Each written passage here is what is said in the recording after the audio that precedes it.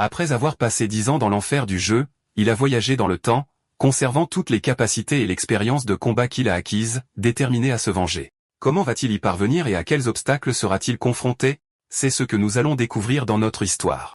L'histoire commence par une scène tragique d'une fille nommée Sua attachée à une chaise électrique, son corps tremblant de la gravité du choc alors qu'elle pensait que ce n'était qu'un jeu.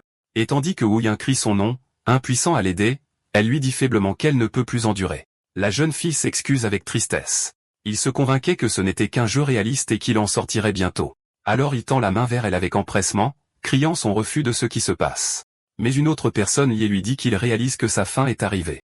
Il lui conseille sur la nécessité de survivre avant de mourir au milieu de ses cris d'agonie. Au fil du temps, il est forcé d'accepter la réalité, continuant à supplier ses compagnons de ne pas le laisser seul pendant qu'il crie en étant lié, et des larmes coulent de son œil endommagé, certain que cet endroit est devenu sa nouvelle réalité.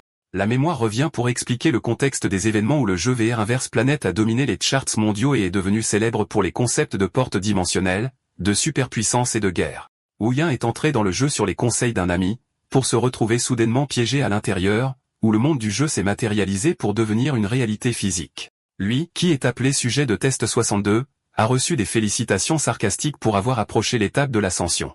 Au sein d'un projet de recherche fou appelé le projet d'ascension qui a consommé des milliers de personnes pour créer un seul ascendant, le projet reposait sur l'utilisation de personnes enlevées comme sujet de test et pratiquait des expériences inhumaines sur eux, y compris l'électrocution, l'injection forcée et la modification corporelle. Les officiels donnent l'ordre de brûler le corps de la fille et de l'enfermer avec les survivants, et les gardes répondent à l'ordre. Il est assis dans l'obscurité de sa cellule se noyant dans la douleur, considérant ce qui s'est passé comme un crime impardonnable, et se fait le serment solennel de rester en vie pour se venger. Soudain, une alarme se déclenche annonçant l'évasion d'un sujet de test, alertant les gardes armés. Alors il court avec un groupe de survivants dans le couloir vers la sortie située à son extrémité, animés par l'espoir de survivre une fois qu'ils auront traversé ce couloir. Leur chemin est bloqué par un énorme ennemi aux cheveux roux qui se moque de leur arrivée à cet endroit en rampant, les menaçant que ce couloir se transformera en une tombe pour eux. Il maudit leur malchance, alors ses compagnons décident d'affronter l'ennemi et lui demandent de surveiller leurs arrières. L'ennemi les décrit comme des imbéciles, jurant de les exterminer tous, puis bondit brutalement en écrasant les attaquants. Mais après un long combat, il est finalement capable de tuer l'ennemi. Il reprend son souffle avec difficulté au milieu des cadavres, marmonnant le mot à nouveau alors que l'écho de son nom résonne dans ses oreilles. Et bientôt des hallucinations commencent à l'attaquer sous la forme d'ombres noires de personnes implorant de l'aide, et leurs cris déformés se chevauchent dans une scène cauchemardesque. Le texte raconte le passage d'une très longue période, année après année, depuis que les héros se sont échappés du laboratoire, où il apparaît attaquant des gardes armés qui lui crient de ne pas s'approcher, déclarant qu'il fait cela pour venger ses proches. Il continue à massacrer brutalement ses ennemis, admettant qu'il les a tués encore et encore, et apparaît dans une scène plongeant son arme dans le cou de quelqu'un, sentant que cette vengeance n'a pas de fin. Les mains de l'ombre se referment sur lui, alors il se demande avec désespoir combien de temps il continuera à vivre ainsi, et s'il doit continuer ainsi jusqu'à la mort. Et soudain, un son de notification et une fenêtre système bleu apparaissent, suscitant sa surprise. La fenêtre affiche une mission spéciale intitulée Corriger l'erreur, exigeant l'élimination du superviseur du projet d'ascension en échange du retour dans son monde d'origine, alors il ressent de l'espoir car la chance est enfin venue de sortir. La scène se déplace dans une pièce luxueuse remplie de cadavres où un homme en costume formel rentre demandant la raison et dénonce l'attaque contre lui à un moment où il ne restait plus qu'à profiter de la gloire. Le superviseur, qui a été identifié comme le responsable du projet, hurle. Mais Kim Young-jun, sujet de test 81, l'attrape par son col, alors il demande au superviseur pourquoi il agit ainsi. Le superviseur hurle demandant à Kim de se taire et de ne pas parler à ceux de son statut, puis appelle Wu-Yin par son nom, où il est identifié comme le sujet de test numéro 62 et surnommé le surhumain. Le superviseur le félicite, le décrivant comme le succès ultime du projet et qu'il a surpassé les limites humaines. Il offre de lui accorder n'importe quel souhait qu'il veut parce qu'il est à un niveau différent des autres, mais il l'interrompt avec un refus catégorique. Le superviseur terrifié essaie de le dissuader, le traitant d'imbécile et avertissant que le tuer ne mettra pas fin à l'affaire. Menaçant que l'alliance des entreprises détruira sa famille, ses amis et ses collègues s'il est blessé, il porte un coup fatal au superviseur qui gémit de douleur. Kim le décrit comme un diable et se plaint que le sang recouvre l'endroit. Il se tient froidement tandis que Kim lui crie dessus, disant qu'il les a tués avant qu'il ne puisse demander en regardant un écran devant lui. Un message d'achèvement de mission apparaît et la récompense est prête à retourner dans le monde d'origine, alors il se réjouit de sa liberté. Et alors qu'il est sur le point d'appuyer sur le bouton accepter, des voix l'arrêtent en lui demandant où il va, et les voix lui rappellent les autres qu'il a laissés derrière lui et s'il les a oubliés, exigeant qu'il se venge et qu'il les tue tous. Il ressent un épuisement extrême, se demandant si ce qu'il a fait était suffisant. Et malgré son hésitation, il décide de saisir ce qui pourrait être sa première et dernière chance de partir. Il dit à son compagnon qu'il retourne dans son monde d'origine maintenant, ce qui déroute le compagnon qui pense qu'il délire, confirmant qu'il était ici depuis le début. Il se décide et appuie sur l'option d'approbation, demandant à son compagnon d'informer les autres et s'excusant auprès de lui avant son départ. Il se réveille terrifié dans son lit et réalise immédiatement qu'il est dans sa chambre privée. Il inspecte son corps, incrédule de son retour, s'interrogeant sur le temps écoulé. Il saisit son téléphone pour trouver la date, 19 mai 2041, et l'heure est 5 heures du matin, découvrant qu'il est revenu au même jour où il a été attiré dans le jeu, se demandant si le temps n'y est jamais passé du tout. Il se tient devant le miroir pour constater que toutes ses cicatrices et ses muscles ont disparu comme si ce qu'il avait vécu n'était qu'un rêve. Les souvenirs de ses combats dans l'autre monde l'attaquent et les supplications de la jeune fille qui implorait de survivre et les menaces de l'ennemi de détruire sa famille et ses amis, alors il devient certain que l'affaire n'était pas un rêve. Il se confirme que les 10 ans qu'il y a passés étaient réels en raison de l'intensité de leur clarté, puis la sonnerie du téléphone coupe son processus de pensée. Il voit le nom de Jom Neyon à l'écran et sent que le nom est familier. Dès qu'il répond, l'appelant le gronde de ne pas avoir appelé et lui rappelle leur promesse. Et lorsqu'il s'enquiert de la promesse, elle lui parle de la nécessité de se rencontrer ce soir et lui envoie les coordonnées avant de raccrocher. Il tient le téléphone réalisant qu'il se souvient bien de cette voix, car elle est sa camarade de classe proche et la personne qui lui a présenté le jeu Inverse Planète. Alors il soupçonne pendant un moment qu'elle a arrangé l'affaire mais l'écarte en se basant sur sa mémoire. Il décide de la rencontrer en premier. Et quand il arrive, Neyon l'accueille chaleureusement en notant sa longue absence. Et elle lui demande si c'est la première fois qu'il sort depuis la fin du semestre et lui offre un verre, mais il refuse. Se justifiant qu'il craint ce qu'il pourrait faire s'il buvait dans son état actuel, elle lui demande tout en faisant griller de la nourriture s'il a essayé le jeu comme il l'a dit précédemment. Alors il répond qu'il a conçu un personnage et regardé l'intro seulement avant d'être attiré à l'intérieur, ce qui suscite sa surprise. Elle rit sarcastiquement que de cette façon il n'a pas joué du tout. La colère bout à l'intérieur de lui se souvenant des 10 années d'enfer qu'il a vécu à cause de sa recommandation, et il serre fermement son poing. Alors qu'elle lui rappelle qu'il a promis d'apparaître régulièrement dans son live stream, pointant du doigt son physique qui aurait fait sensation sur sa chaîne, il réalise alors qu'elle a insisté pour qu'il joue uniquement pour le bien de sa chaîne en tant que streamer. Et bien qu'il doute qu'il lui ait vraiment promis cela, il sent que cette réunion a fait que son retour à la réalité ressemble à une vérité tangible. Il s'assoit devant son ordinateur à la recherche du développeur du jeu, constatant que la société s'appelle Planet Earth et est basée dans la Silicon Valley aux États-Unis. Il réalise avec tristesse qu'aller au siège social ne changera rien. Car s'il leur raconte sa chute dans un autre monde à cause de leur jeu, ils l'accuseront sans doute de folie. Il hésite à contacter le jeu craignant des dangers inconnus et des résultats inattendus et soupire devant son écran se demandant l'intérêt de ce qu'il fait au lieu de se réjouir d'avoir survécu à cet enfer. Il décide de s'en contenter et d'oublier l'autre monde, se confirmant que c'est son monde d'origine et réel. Quelqu'un lui tape sur l'épaule en plaisantant alors qu'il essayait après son retour de s'engager dans une vie scolaire normale. Son ami l'invite à aller au bar, alors il essaie de suivre l'ambiance et de dépasser ce qu'il a traversé. Mais des doutes le rongent sur la réalité de son retour tandis qu'un des fantômes de son passé l'embrasse. Et le fantôme demande si c'est vraiment la réalité, alors il se retourne rapidement derrière lui pour voir qui a parlé dans ses pensées. Au fil du temps, les choses commencent à dévier de leur cours normal de manière inquiétante, où des hallucinations le chassent avec des voix exigeant une vengeance cruelle et lui rappelant qu'il n'a pas sa place dans cet endroit calme. Soudain, il frappe violemment la table au milieu du hall, suscitant la panique de ceux qui l'entourent et leur étonnement devant son comportement injustifié. Ouyen se tient dans le couloir haletant lourdement quand un de ses collègues l'appelle par son nom et lui saisit l'épaule en s'enquérant de son état avec inquiétude, mais il le voit à ce moment comme un ennemi l'attaquant. Il imagine comme s'il tirait un poignard et attaque son ami avec, prêt à poignarder et à se défendre, mais s'arrête lorsque le collègue lui demande avec terreur ce qu'il fait. Alors il s'excuse en justifiant qu'il a été surpris. Son collègue lui dit que les gens parlent de son comportement étrange ces derniers temps avec prudence. Il s'assoit seul sur un banc tandis qu'un des fantômes de son passé l'appelle, et des ombres l'enveloppent lui demandant de ne pas oublier et de se venger alors qu'il les supplie d'arrêter et de le laisser tranquille. Neyon crie son nom pour le réveiller de ses jours et de ses cauchemars et lui demande anxieusement la raison de son visage pâle et de sa distraction constante. Il sourit en feignant le calme et lui dit qu'il va bien et qu'il n'y a pas lieu de s'inquiéter. Alors elle lui offre son aide comme une grande sœur si quelque chose arrive, et il accepte cela d'elle. Elle décide de partir. Et alors qu'elle l'encourage, il réalise au fond de lui que c'est lui qui a amené ses fantômes avec lui dans ce monde. Il devient certain que l'affaire ne se terminera pas tant que ses esprits ne seront pas satisfaits, et que si la situation continue ainsi, ce monde ne différera pas de l'autre enfer dont il s'est échappé. Il décide de revenir pour mettre fin à l'affaire principalement cette fois et entre dans la capsule. Déterminé à mettre fin à tout de manière décisive, il se connecte au jeu pour que le message de bienvenue sur la planète inverse apparaisse et se retrouve dans un endroit familier. Il réalise avec étonnement qu'il est retourné dans la salle d'attente du laboratoire et qu'il est entré à nouveau dans le monde du jeu.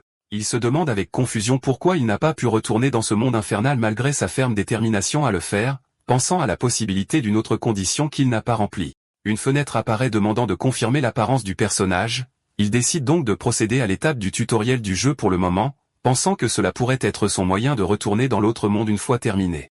Il commence par ajuster les paramètres d'abord, en changeant le ratio d'assistance au combat à 0%, expliquant qu'il se battait avec une grande efficacité dans l'autre monde sans aucune aide.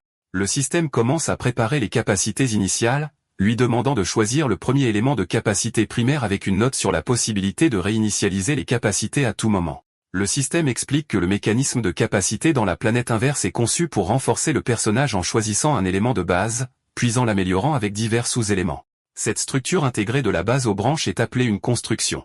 Et en raison du nombre considérable d'éléments disponibles, il y a des gens dans les ligues professionnelles qui se consacrent à l'étude de ces constructions uniquement. Il choisit l'élément spécifique qui lui a valu le titre de surhumain auparavant parmi toutes les options. Quelqu'un s'adresse à lui via des haut-parleurs en tant que sujet de test 48, expliquant qu'il s'est réveillé lors de la dernière expérience et qu'une semaine s'est écoulée. Il réalise que le jeu ne montre pas le processus de torture qui précède le réveil, reconnaissant que personne ne voudrait vivre cela dans un jeu. Le système annonce le début de la prochaine expérience immédiatement et lui ordonne d'entrer. Etinel apparaît devant lui, une machine à tuer conçue pour arrêter le saccage des éveillés dans le projet Ascension et a été la cause de la mort d'innombrables sujets de test. La première mission du tutoriel commence en lui demandant de vaincre l'éthanol en utilisant sa capacité incarnée, remarquant qu'il fait face à un prototype de la machine. Un souvenir douloureux l'assaille de quelqu'un le suppliant de l'appeler frère Ouyin, demandant le salut tandis que la machine le tue. Une lumière rouge clignote de l'œil de la machine, puis elle commence à se précipiter vers lui.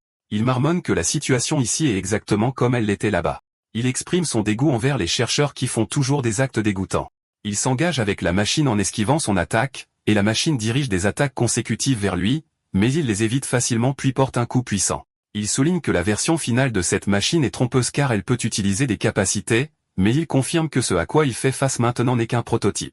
Il détruit complètement la machine, et le jeu annonce la fin de l'expérience. Le laboratoire félicite le sujet de test 48, le décrivant comme incroyable, et que son efficacité et ses capacités sont incomparables au sujet de tests normaux. Un message apparaît pour la réussite de la première mission du tutoriel. Et alors que le système est sur le point de lancer la prochaine expérience, le chaos envahit soudainement l'endroit en raison d'intrus du gouvernement qui font irruption, déclenchant la panique des chercheurs qui se demandent comment ils ont atteint cette profondeur.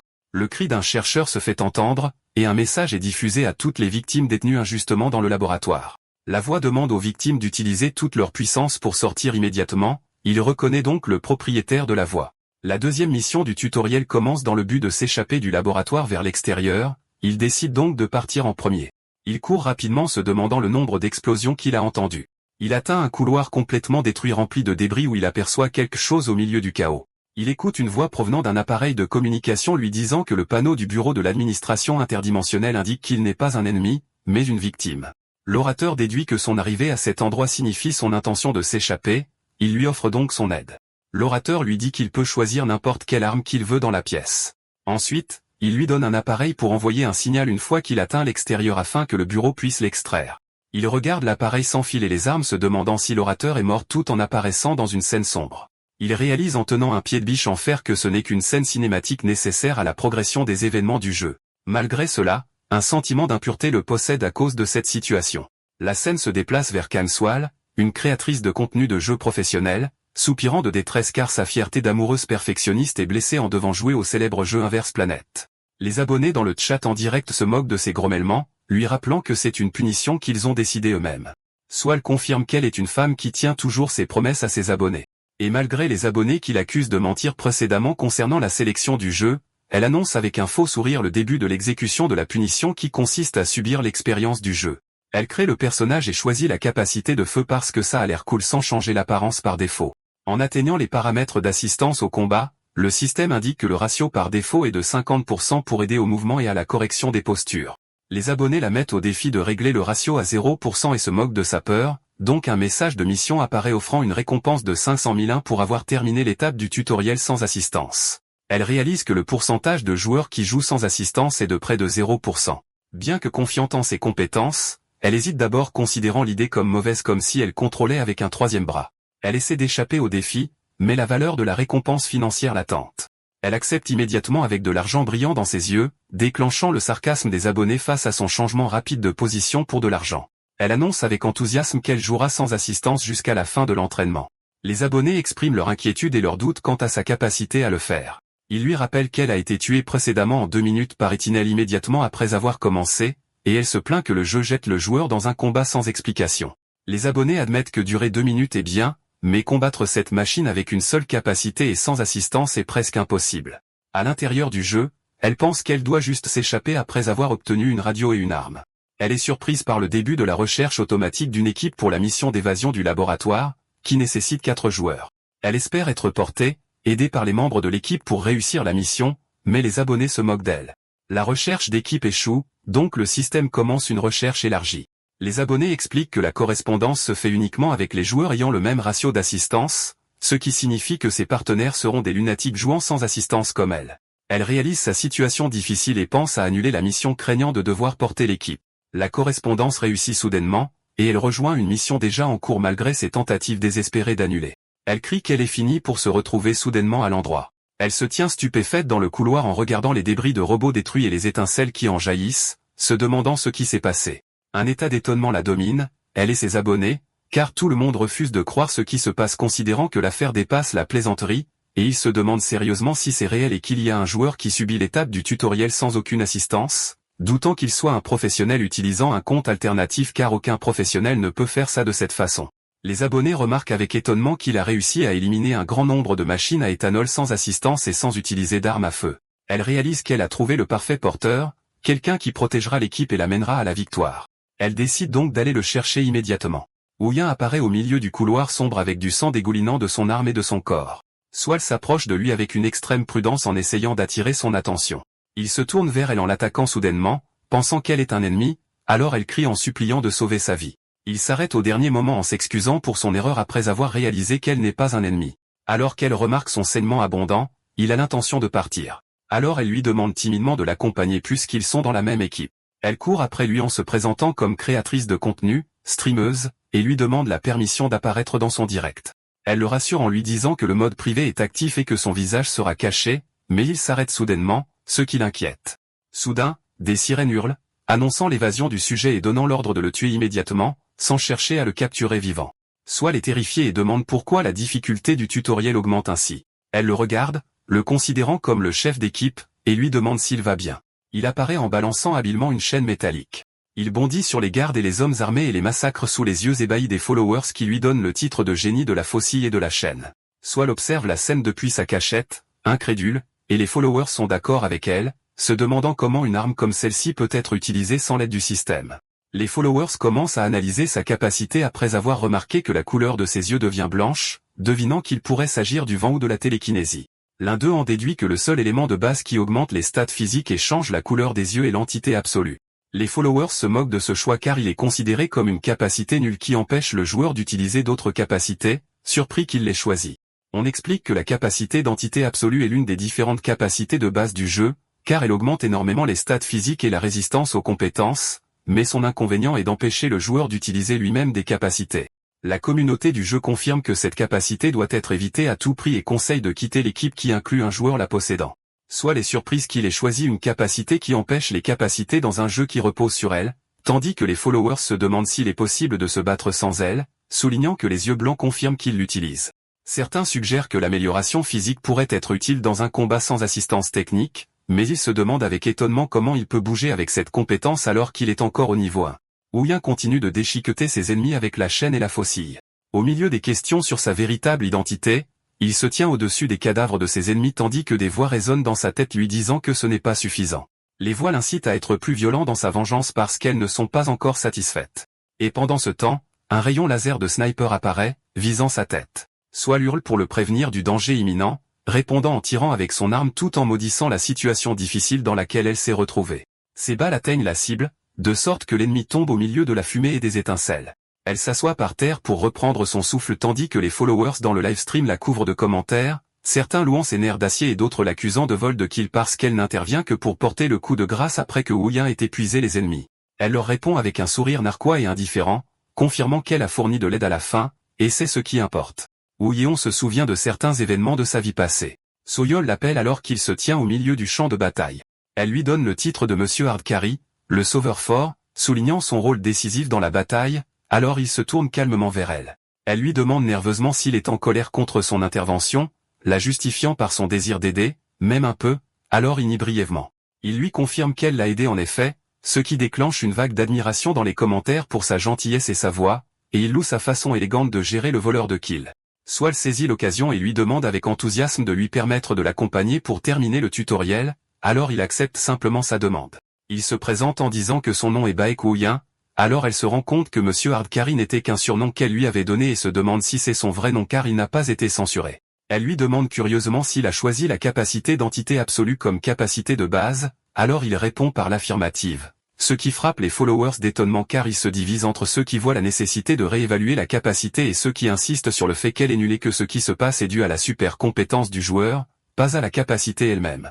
Elle lui demande avec fascination comment il a esquivé les balles sans utiliser de capacité et à quel jeu il jouait avant, alors il répond brièvement qu'il ne jouait à rien de spécifique. Il s'arrête de marcher soudainement, et quand elle lui demande la raison, il lui parle de la présence de 2 ennemis de type Étinel à 20 mètres. Swal s'émerveille en secret de sa capacité à déterminer la distance et le nombre d'ennemis avec précision sans posséder de compétences de détection et suggère d'avancer pour confirmer.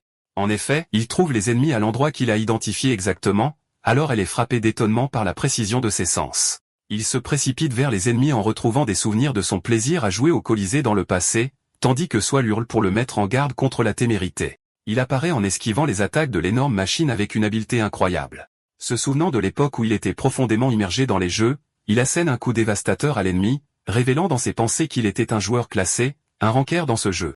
Il détruit complètement la machine, alors les followers deviennent fous dans les commentaires, louant sa capacité à vaincre Etnael si facilement et sans aucune correction du système, concluant qu'il s'agit du véritable niveau des rankers du Colisée. Swal demande avec ignorance si être un ranker au Colisée est une grande chose. Les followers se moquent de son ignorance, expliquant que les rankers y ont reçu des offres pour devenir professionnels et que le joueur professionnel légendaire Butler était l'un d'eux. Elle hurle de choc en entendant le nom de Butler, réalisant qu'il est le joueur le plus en vue de l'arène professionnelle d'Inverse Planet. Les followers se demandent curieusement s'il a affronté Butler quand il était un ranker et qui gagnerait lors d'une confrontation entre eux, mais il coupe court à ces questions en ordonnant d'avancer, alors elle le suit immédiatement. Ils atteignent la porte de la mission finale du tutoriel où le chef de la sécurité du laboratoire apparaît comme le boss de l'étape, se moquant de leur succès à atteindre cet endroit. Le boss aux cheveux rouges et aux lunettes technologiques les menace en leur disant que cet endroit deviendra leur tombe.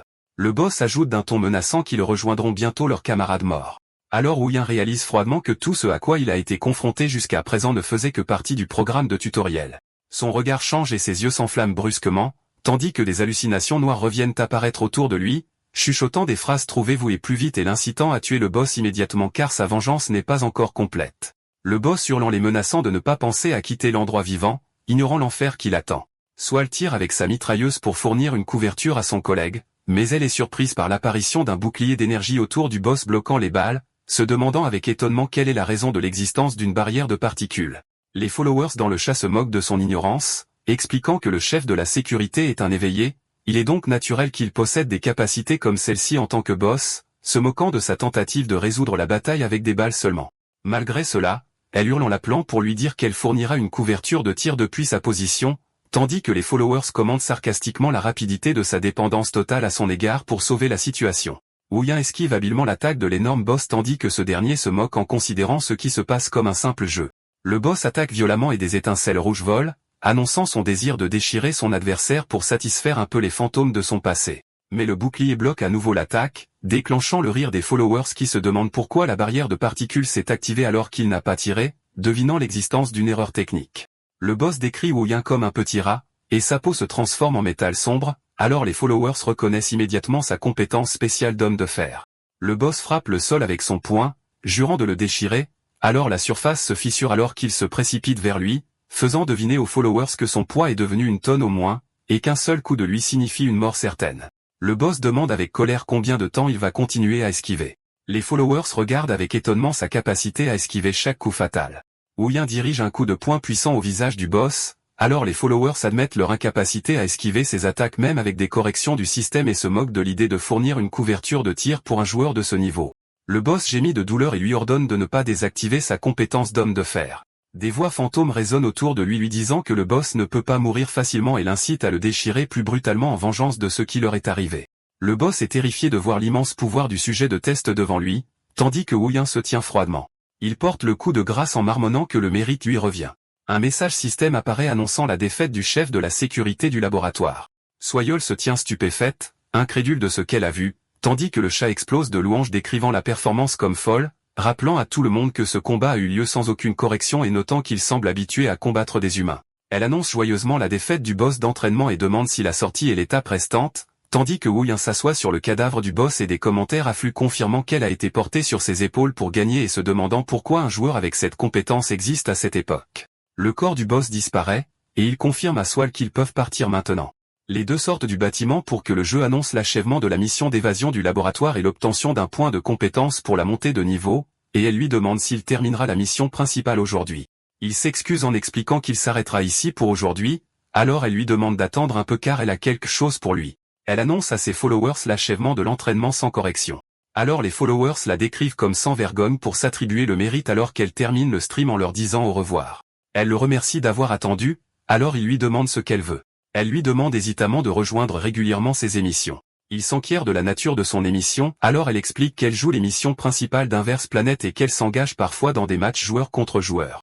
Elle lui propose avec empressement d'adapter son programme d'émission en fonction de son emploi du temps en plus de payer une somme d'argent énorme en échange de son apparition. Il s'excuse pour l'offre, alors elle réalise d'après ses expressions faciales qu'elle ne pourra pas le convaincre et accepte son refus. Elle lui demande si elle peut l'ajouter comme amie, alors il accepte cela. Ensuite, elle lui fait ses adieux en exprimant son plaisir de jouer avec lui et lui souhaite de passer un bon moment avant que le corps de son personnage ne disparaisse. Un message apparaît pour Kang Swal qui paraît la fin du programme de tutoriel. Il est seul, le visage couvert de sang, se demandant avec confusion et anxiété pourquoi il n'est pas retourné de l'autre côté après avoir terminé l'entraînement. Alors qu'il ne réalisait pas ce qui se passait, la communauté du jeu diffusait des théories selon lesquelles terminer le didacticiel sans correction et sans arme à feu était le résultat de l'utilisation de programmes de piratage. Et pendant ce temps, un spectateur anonyme portant le numéro 62 envoie un don énorme avec un message mystérieux demandant ce que l'on ressent en revenant dans le monde réel, pointant vers l'avenir que ce gameplay apportera. Au petit matin, dans la branche coréenne de Planet Earth Company qui développe le jeu Inverse Planet, les employés sont confrontés à une situation sans précédent causée par un seul utilisateur. Les employés regardent un replay de ce qui s'est passé avec étonnement, n'en croyant pas leurs yeux. Les employés discutent de la façon dont le joueur a réussi à démolir le capitaine de la garde sans aucune correction ni arme, notant que la communauté en ligne est complètement convaincue qu'il est un hacker et terrorise les forums de l'entreprise en exigeant une explication. L'un d'eux se demande sérieusement s'ils sont sûrs qu'il n'y a pas de piratage, alors les autres le confirment. L'employé responsable confirme qu'il a tout vérifié à partir de la création du personnage et n'a trouvé aucun enregistrement de modification par des programmes externes. Il souligne qu'il a vu de nombreux pirates traverser les murs ou disparaître, mais il n'a jamais vu de mouvement comme ceci auparavant. Les employés en concluent que ce niveau de contrôle ne peut pas être imité même en utilisant des programmes de piratage, et que si ce n'est pas un piratage, le joueur est complètement fou. Malgré cela, ils reconnaissent l'existence d'une très faible probabilité qu'il s'agisse d'un piratage non détecté pour le moment. L'équipe décide finalement qu'elle doit mener une vérification appropriée de l'affaire. La scène se déplace vers Wu Yin et son ami Neyon, où elle lui dit que la communauté internet est en état de rage à cause de lui et que la situation est devenue très chaotique. Elle lui parle de l'apparition du défi sans correction parmi les utilisateurs où tout le monde échoue et ne peut même pas activer ses pouvoirs, renforçant le récit disant qu'il est un hacker. Neyon admet qu'elle a été choquée en voyant la vidéo et qu'elle l'a reconnu immédiatement malgré le mode de protection de la vie privée. Elle lui explique qu'elle a déjà vu ses combats, mais elle ne s'attendait pas à ce qu'il soit aussi doué, confirmant que quiconque ne le connaît pas pensera certainement qu'il est un hacker, déduisant que c'était la raison pour laquelle il a reçu ce message. Elle s'enquiert du message, alors il lui dit qu'il a reçu un message de la branche coréenne de Planet Earth. Neyon explique que l'entreprise veut vérifier s'il utilise des programmes de piratage ou non. Il lui montre le message qui lui est parvenu via le livestream de la streameuse Kang Swal, qui demande à communiquer avec lui. Elle souligne que l'intervention de l'entreprise de jeu elle-même pour vérifier un piratage attirera une foule énorme et lui demande s'il acceptera. Il réfléchit à la question, considérant cela comme sa seule chance de communiquer avec les développeurs et peut-être d'obtenir un indice sur l'autre monde si une personne de haut rang apparaît. Il dit à son ami qu'il a décidé de le faire malgré son hésitation précédente, alors elle loue sa décision. Elle lui conseille de blanchir son nom s'il a l'intention de continuer à jouer afin que tout le monde ne l'appelle pas un hacker, mais il montre un manque d'intérêt, notant que personne ne le reconnaîtra car son visage n'est pas apparu. Neyon soutient que son style de combat est si unique qu'il sera connu même s'il change de nom et qu'il n'y a personne, même parmi les professionnels, qui se bat avec des compétences étranges comme lui. Elle lui explique que les professionnels voient leur identité révélée ces jours-ci grâce à leurs habitudes de combat, citant des discussions de forums qui analysent précisément les mouvements des joueurs. Elle exprime son soulagement face à son accord car sinon la streameuse aurait été exposée à beaucoup de haine. Il s'interroge sur la raison de son intérêt pour cela puisque cette streameuse n'a rien à voir avec lui. Alors elle le traite de fou, expliquant que les foules en colère à cause du problème de piratage ne se soucient pas de ça. Elle ajoute qu'ils le blâmeront d'abord, mais bientôt ils dirigeront leurs flèches vers la streameuse. Il comprend la situation et marmonne avec résignation que dans ce cas, il devra accepter. Swal reçoit un message de lui annonçant son accord, alors elle saute de joie en n'y croyant pas. Elle espère que cette agitation entraînera une augmentation massive du nombre de spectateurs, et un graphique apparaît montrant une augmentation attendue. Elle a hâte de voir une scène historique qui ne s'est jamais produite auparavant dans le jeu, Inverse Planet. Elle annonce un live stream pour clarifier la vérité de la controverse soulevée au sujet de son utilisation de programmes de triche. Après 4 jours, Wu Yeon se tient à l'intérieur du jeu portant une nouvelle tenue en préparation de la diffusion.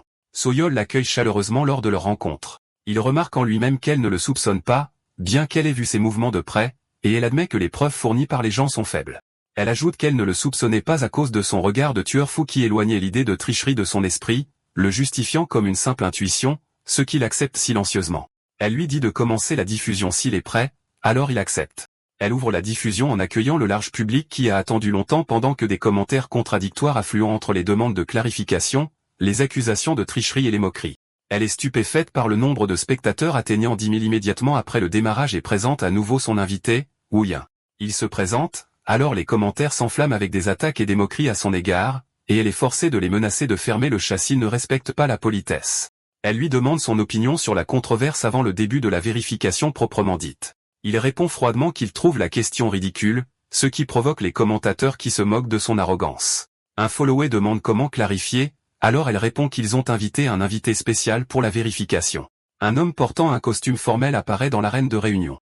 L'homme se présente comme Park Kyom-yeon, chef de la première équipe d'opération de la branche coréenne de Planet Earth Company, et porte le titre Je aime au-dessus de sa tête, ce qui suscite l'étonnement des followers et confirme la gravité de la situation. Wu Yeon se rend compte que cette personne est un haut fonctionnaire et pourrait savoir quelque chose sur l'autre monde et décide de lui poser des questions après la fin de la vérification. Le fonctionnaire remercie Swal et lui d'avoir participé. Le fonctionnaire remarque en secret qu'il a l'air ordinaire de l'extérieur. Le fonctionnaire leur demande de se diriger vers la zone de vérification. Ils atteignent une salle d'entraînement personnel avancée, qu'il n'a pas vue dans l'autre monde auparavant. Le fonctionnaire explique que la vérification se fera en surveillant plusieurs batailles pour s'assurer qu'il n'y a pas d'assistance externe. Il accepte les procédures. Il se prépare à se battre. Un énorme robot d'entraînement apparaît, et les followers le reconnaissent comme une version moyenne d'Atnel, se demandant s'il est capable de le vaincre avec ses capacités actuelles. Le type de bataille choisi est le combat à mort contre le robot moyen, et Swal semble inquiète alors qu'il lui demande de lui faire confiance. Il rit en se moquant de la situation où ils se battront jusqu'à la mort. Le fonctionnaire est surpris quand il voit qu'il a disparu de sa place. Il s'est précipité vers le robot et a commencé à le mettre en pièces pendant que le fonctionnaire essayait de lui dire les règles d'engagement.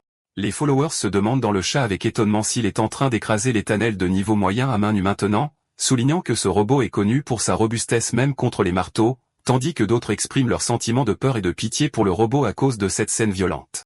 Il apparaît en arrachant brutalement la tête du robot, alors qu'un message du système apparaît confirmant qu'aucune interférence de programme externe n'a été détectée, tandis que le fonctionnaire marmonne qu'il est une personne folle. Le fonctionnaire confirme au fond de lui que ce qu'il voit ne peut en aucun cas être un piratage. Il tape du pied sur le sol et annonce la fin du test. Le fonctionnaire Park annonce qu'ils n'ont détecté aucune utilisation de programmes externes lors de la bataille précédente, mais souligne que la fenêtre de vérification était trop courte pour un jugement final. Park lui demande de se battre selon une méthode spécifique qu'il lui dicte, alors il accepte immédiatement, tandis que les followers réalisent que cette procédure vise à s'assurer s'il utilise un piratage pour le combat automatique. Il est expliqué que les programmes de combat automatique contrôlent le personnage via un logiciel et ne peuvent pas se battre dans le style précis que l'utilisateur souhaite. Ainsi, déterminer la méthode gagnante à l'avance et s'y tenir prouve l'absence de piratage.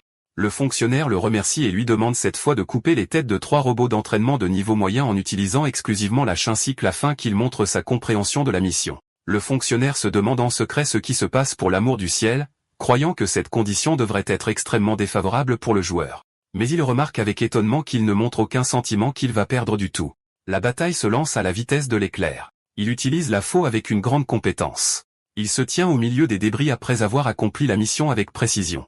Soyeol applaudit avec enthousiasme confirmant qu'elle n'imaginait pas les choses auparavant et souligne aux followers comment la chaîne cycle bougeait comme si c'était un être vivant, tandis que les followers s'émerveillent de ce qu'ils viennent de regarder. Certains commentent que la faux ressemble à une arme brisée et surpuissante, tandis que d'autres répondent que la personne est la brisée, pas l'arme, d'autant plus que la Shincycle est généralement utilisée pour des coups de couteau rapprochés uniquement. Le fonctionnaire est stupéfait par ce qu'il voit tout en admettant que ce niveau de contrôle ne peut pas être imité même avec des piratages, et que s'il n'est pas un hacker, alors il est complètement fou. Le désir de connaissance du fonctionnaire s'intensifie en tant que gestionnaire de jeu, et il se demande si Ouyin est vraiment capable de vaincre un robot d'entraînement avancé ne possédant qu'un seul élément de base. Le fonctionnaire décide de mener un test final par gourmandise cognitive. Un nouveau robot énorme et terrifiant apparaît dans l'arène. Les followers sont choqués de voir ça, considérant que l'officiel a dépassé les bornes et veut un bain de sang, notant que s'il gagne, il sera officiellement reconnu comme un humain avec un niveau de hacker par le Conseil national. Le nouveau robot est présenté comme un robot d'entraînement avancé, version récente est-elle. Il échange des regards avec le robot avancé. Un sourire effrayant apparaît sur le visage du robot est-elle, ce qui provoque sa colère. L'affrontement violent commence, le robot dirigeant un coup puissant qu'il esquive avec difficulté. La bataille continue intensément, et il montre des compétences d'esquive incroyables. Il réalise que cet adversaire est d'un niveau complètement différent du niveau moyen et qu'encaisser un coup serait fatal maintenant. Il remarque que la robustesse physique du robot se situe dans une gamme complètement différente et que ses attaques ne l'affectent pas du tout. Il décide de continuer à frapper jusqu'à ce qu'une de ses attaques réussisse. Les followers expriment leur peur et leur fascination simultanément, notant qu'un seul coup suffit à le tuer, mais il refuse de se faire toucher, qualifiant cela de folie. L'officiel admet qu'il ne pensait pas qu'il était capable d'affronter un robot avancé en face à face avec un simple élément de base, soulignant qu'il avait l'air d'un loser au début. Mais il remarque maintenant qu'il a commencé à submerger le robot lentement depuis quelques instants. Après avoir fracassé le robot avec un coup écrasant, l'officiel administratif n'a vu aucun intérêt à continuer à regarder plus loin. Et avec l'achèvement de la collecte des données nécessaires à la vérification, le robot d'entraînement a été retiré de l'arène, ce qu'il a réalisé immédiatement. Soyol a posé une question à l'officiel au sujet des résultats de la vérification pour qu'il confirme à son tour et de manière décisive l'absence de toute intervention de programme externe, expliquant avec une phrase simple que ce qui s'est passé n'est pas du piratage électronique, ce qui a déclenché la folie de la communauté du jeu qui se demandait comment cela pouvait ne pas être du piratage, tandis que d'autres ont confirmé que les accusations étaient essentiellement nulles après la déclaration officielle de l'administration, et le post l'accusant de tricherie a été supprimé. Soil s'est adressé à ses followers d'un ton victorieux, leur rappelant qu'elle leur avait dit qu'il n'y avait pas de tricherie et s'est moqué des sceptiques qui ne peuvent plus réfuter la déclaration officielle. Et tandis que les trolls se retiraient, certains ont remarqué son enthousiasme excessif et lui ont donné le surnom de monstre de la forme physique qui ressemble à un hack en raison d'une force excessive, un terme qui a suscité son admiration. Au milieu de diverses classifications de chat, Soil a souligné à tout le monde de se souvenir clairement qu'il ne triche pas mais possède des capacités physiques qui le font ressembler à ça, puis a demandé un commentaire final à ses invités où il a décrit l'expérience comme amusante tandis que l'officiel l'a remercié pour son travail acharné. Soil a terminé la diffusion en disant au revoir à ses followers qui ont dépassé les 100 000, qui se sont divisés entre ceux qui étaient étonnés de le voir penser à farmer des ressources à ce stade et ceux qui regrettaient la fin de la diffusion qui ne visait qu'à blanchir son nom, décrivant l'épisode comme légendaire. Après la fin de la diffusion, Soil a remercié Ouyin et l'officiel d'avoir accepté de comparaître et l'a distingué avec des remerciements supplémentaires. Alors il a répondu avec une simple révérence expliquant que l'affaire ne valait pas la peine d'être mentionnée. L'officiel a souri en se moquant de sa description de l'affaire comme simple et avait l'intention de partir, mais il l'a arrêté soudainement, où il s'est tourné vers lui en lui disant qu'il y a quelque chose qu'il souhaite lui demander. Alors l'officiel s'est montré disposé à répondre. Il lui a demandé directement s'il avait rencontré un type d'erreur technique, un bug dans le jeu, en particulier les cas qui pourraient empêcher le joueur de sortir ou de s'échapper à cause d'un glitch. L'officiel a nié avoir entendu quoi que ce soit de tel, impliquant que si une erreur fatale comme celle-ci existait, le jeu ne serait pas devenu mondial, ce qu'il a admis en comprenant sa réponse. L'officiel a décidé de partir enfin cette fois. Alors Soul a poussé un soupir de soulagement exprimant son soulagement à la fin de cette situation tendue. Elle s'est tournée vers Ouyin, louant ses efforts, et lui a dit qu'elle calculerait les profits de la diffusion pour le contacter plus tard. Et malgré sa clarification de ne pas avoir besoin d'argent, il a accepté de la laisser le contacter. Soil a senti à l'intérieur que le laisser partir comme ça est une grosse perte pour une opportunité de contenu en or qui se présente à elle, mais elle a hésité à lui demander de revenir à la diffusion. Elle a renoncé à dire ce qu'elle avait en tête, réalisant qu'elle avait obtenu la permission pour sa comparution aujourd'hui uniquement pour blanchir son nom. Alors elle s'est contentée de dire au revoir et a promis de le contacter la prochaine fois. Ouyin est resté seul, se sentant déçu parce qu'il n'avait pas obtenu les informations qu'il attendait sur l'autre monde. Et entre-temps, un message est arrivé de Zhong Neyon lui demandant de la rencontrer immédiatement dans la salle de préparation au combat après qu'elle ait appris la fin de la diffusion. Elle l'a reçu avec un enthousiasme extrême lui demandant son expérience dans la diffusion et lui disant que la réaction de la communauté est explosive et folle. Il a montré son aversion pour l'expérience, expliquant que le style de suivre le chat et de parler en jouant ne lui convient pas, ce qui a un peu surpris Neon. Elle a suggéré une solution alternative, qui est d'imaginer jouer seul sans faire attention au chat et a proposé d'ajuster tous les paramètres pour qu'il essaie la faire une fois, mais il a refusé cela en raison de son manque de désir de diffuser en premier lieu. Neon n'a pas abandonné et a suggéré qu'il aille essayer le joueur contre joueur, PVP, maintenant. Il a été expliqué que le système PVP est constitué de batailles entre joueurs et forme l'un des deux piliers principaux du contenu de la planète inverse aux côtés du joueur contre l'environnement, PVE. Il s'est demandé si c'était la raison pour laquelle elle l'avait convoqué, alors elle a confirmé cela en dénonçant son départ sans essayer ce système. Il a essayé d'éluder cela en justifiant qu'il ne prévoyait pas de jouer pendant un certain temps parce qu'il sentait que le jeu ne lui convenait pas, surtout avec l'improbabilité de son retour dans l'autre monde. Mais Neon l'a interrompu fermement en confirmant que le PVP est le cœur du jeu, et il ne devrait pas juger uniquement d'après l'entraînement. Il a réfléchi à ces mots, réalisant que le mode histoire, PVE, est exactement identique à l'autre monde dans lequel il vivait. Alors que le PVP est plein de choses qu'il n'a jamais vues auparavant et qu'il pourrait y trouver quelque chose de différent. Il a accepté l'expérience, alors Neon a commencé à expliquer les types en commençant par les duels, qui est une confrontation directe contre un adversaire égal, que ce soit seul ou en paire. Ensuite, elle a expliqué le mode lutte où les joueurs choisissent l'un des 4 modes, contrôle, escorte, capture, extermination pour se battre dans une équipe de 5 contre 5. Et enfin, elle a expliqué le mode survie où 100 joueurs se dispersent pour collecter de l'équipement et se battre jusqu'à ce qu'une personne ou une équipe gagnante reste. Puisque c'est sa première fois, Neon a suggéré qu'il joue en mode équipe et a offert de recommander une construction appropriée pour le personnage car le PVP l'exige. Mais il l'a interrompu en lui disant que l'affaire ne nécessite pas cela.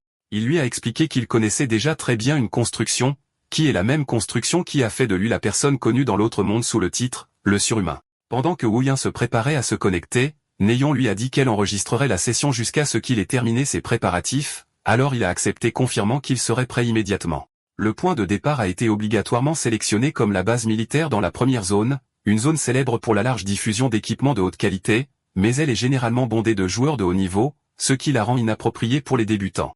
Neon lui a demandé d'urgence de lui permettre d'enregistrer son gameplay en mode PVP pour le télécharger sur YouTube.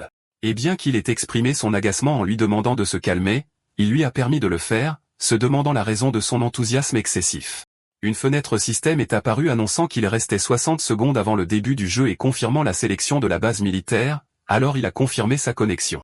Neon a dit au revoir à son partenaire avec un salut militaire, exprimant son espoir qu'ils se reverront vivants. Dès qu'il est entré, il s'est retrouvé dans un lobby au 3e étage et a trouvé son premier adversaire devant lui. L'adversaire semblait regarder autour de lui se plaignant que l'équipement et les ressources dans cet endroit étaient très mauvais. L'adversaire a décidé qu'il devait se déplacer vers un autre endroit, mais Wooyin l'a surpris avec une attaque par derrière. Et en quelques instants, le système a annoncé l'élimination du joueur liquide et par Baek Wooyin, ce qui a suscité l'étonnement de Neon, qui ne s'attendait pas à une élimination immédiate au début, notant que sa construction physique est complètement différente et ressemble à un hack. Les notifications système ont suivi à une vitesse folle annonçant son élimination d'un grand nombre de joueurs les uns après les autres. Neon a regardé ce qui se passait avec étonnement se demandant ce qu'il faisait au nom du ciel. Il est apparu éliminant un joueur nommé Slim Monster. Il s'est tenu au-dessus de son adversaire vaincu, remarquant qu'il ne ressentait plus la présence d'autres joueurs et s'est demandé si cet adversaire était le dernier survivant dans cette zone. Il a réfléchi à la situation, admettant qu'il ne s'attendait pas à rencontrer 4 personnes à la fois pendant sa descente. Et puisqu'il a fini de collecter des ressources, il a décidé qu'il devait sortir de cet endroit. Soudain, un appel de détresse lui est parvenu de Neon via le chat vocal criant à l'aide et lui disant qu'elle était complètement entourée d'un grand nombre d'ennemis. Il a vérifié la carte pour voir son emplacement et a remarqué qu'elle était dans le bloc opposé, qui est un endroit très éloigné de son emplacement actuel. Il lui a dit qu'il arrivait et a demandé son emplacement exact dans le bâtiment, alors elle a répondu qu'elle était sur le toit du 3e étage. Elle l'a averti que se battre aux étages inférieurs est fou car les batailles semblent faire rage à chaque étage, alors il s'est contenté de répondre en signe d'accord. Il a sauté avec une vitesse énorme seulement pour qu'un des ennemis l'aperçoive choqué et balbutiant de surprise. L'ennemi s'est demandé avec étonnement l'identité de cette personne et la raison de sa grande vitesse, tandis que l'autre personne a demandé à son collègue de préparer ses capacités car il essaierait de le retarder d'une manière ou d'une autre. Il s'est précipité avec son arme en engageant le combat avec les ennemis.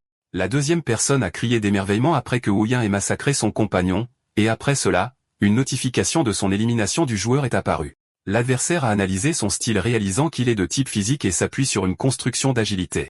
L'adversaire a attaqué férocement en criant meurt, libérant une énergie sombre destructrice vers lui. Wooyin a évité l'attaque en sautant. L'adversaire l'a maudit en le traitant de fou, alors il lui a porté un coup de grâce. Il a gardé son calme et sa concentration et a continué à courir vers l'emplacement de Néon, et des messages système sont apparus annonçant son élimination de Chestai, Baby Tyrannosaurus et By Chicken. Il a annoncé son arrivée devant le bâtiment, alors Néon s'est émerveillé de la vitesse de son arrivée et a demandé si elle devait descendre pour l'aider. Mais il lui a ordonné d'attendre à sa place pendant qu'il ouvrait la porte. Il se tient derrière la porte, comptant le nombre de pas qui s'approchent de lui, devinant qu'ils appartiennent à 4 ou peut-être 5 personnes. Et dès que la porte s'est ouverte, il est apparu avec un visage froid pour que l'ennemi Tapi tente de l'attaquer immédiatement à l'aide d'un poignard. L'ennemi s'est précipité en criant avec une intention meurtrière, mais il a contré l'attaque avec une compétence supérieure en saisissant le poignet de son adversaire, ce qui a provoqué le choc de l'attaquant qui n'a pas compris la vitesse de réaction. Un message du système est apparu annonçant l'élimination du joueur hasard par Baekouyan, qui se tenait au-dessus de son adversaire vaincu, réalisant qu'il devait augmenter un peu sa vitesse pour en finir. Des notifications système ont suivi à une vitesse folle annonçant son élimination d'une série de joueurs avec des surnoms étranges comme soit filiale envers tes parents, repas de crevettes et soins dentaires, ce qui a fait que son collègue s'est demandé avec étonnement et choc comment cela s'était produit avec une vitesse aussi répétitive. Néon s'est rendu compte qu'il les écrasait tous complètement seul, et soudain, il est apparu à côté d'elle sans faire de bruit. Elle était donc terrifiée au point de crier et a dirigé une attaque vers lui, qu'il a réussi à esquiver, le grondant de lui avoir fait peur de cette manière soudaine. Elle lui a avoué qu'elle n'avait pas remarqué sa présence jusqu'à ce qu'il soit juste à côté d'elle, soulignant qu'à ce rythme, il pourrait récolter 14 éliminations à lui seul alors qu'il se demandait si sa venue était nécessaire en premier lieu. Il lui a demandé si elle avait déjà nettoyé le bâtiment des ennemis, puis s'est enquis avec surprise de la tronçonneuse qu'elle portait. Elle a donc expliqué avec un sourire innocent que c'était la seule arme qu'elle avait trouvée à proximité. Elle a annoncé avec enthousiasme qu'elle ne perdrait pas cette partie et a juré qu'elle porterait l'équipe pour le reste du match, ce qu'elle a rencontré avec sarcasme et scepticisme. Le match s'est terminé pour annoncer le résultat de l'équipe remportant la première place sur 50 équipes, où Ouyin a réalisé 25 éliminations, tandis que Naeon s'est contenté de cette élimination et 15 passes décisives. Elle restait incrédule qu'ils aient réalisé 10 victoires consécutives et exprimé son extrême épuisement et son désir d'arrêter pour la journée, alors il a acquiescé à son opinion. Elle s'est dit qu'elle pensait qu'il était un étudiant normal, mais il s'est avéré qu'il était une arme humaine ambulante et a décidé de l'entraîner dans le monde du streaming en direct quoi qu'il en coûte. Elle lui a demandé instamment d'attendre juste 2 jours avant de commencer sa mission principale, lui promettant de présenter une proposition de stream appropriée d'ici là. Et malgré sa tentative de clarifier son manque d'intérêt et qu'il n'avait pas prévu la mission principale à l'origine, elle l'a interrompu en insistant pour qu'il l'écoute plus tard et est parti rapidement. Il est resté seul à penser que l'expérience de combat du joueur ne lui avait pas donné les indices qu'il recherchait concernant l'autre monde. Plus tard, Swal était allongé dans sa chambre à parcourir le forum de la communauté du jeu qui s'enflammait en parlant du seigneur du piratage et de la nécessité qu'il devienne professionnel et d'autres commentaires faisant l'éloge du stream. Elle a regardé le nombre de vues qui dépassait 100 000, se demandant si elle reverrait un nombre comme celui-ci dans sa carrière. Elle souhaitait pouvoir continuer à streamer avec lui et s'en voulait de ne pas l'avoir retenu davantage. Elle s'est souvenue de son refus catégorique de se soucier du streaming et a essayé de se convaincre que son refus n'était pas si tranché, mais elle a admis à la fin qu'il avait été très ferme dès le début. Elle a décidé de vérifier les retours financiers du stream pour être choquée de voir le montant important qui avait été collecté. Le lendemain, Néon a convoqué son collègue dans un café où il s'est interrogé sur la raison de la convocation soudaine, pour qu'elle lui montre l'écran de son ordinateur portable affichant un projet intitulé Projet de streamer, Baekouyan et Zong Néon.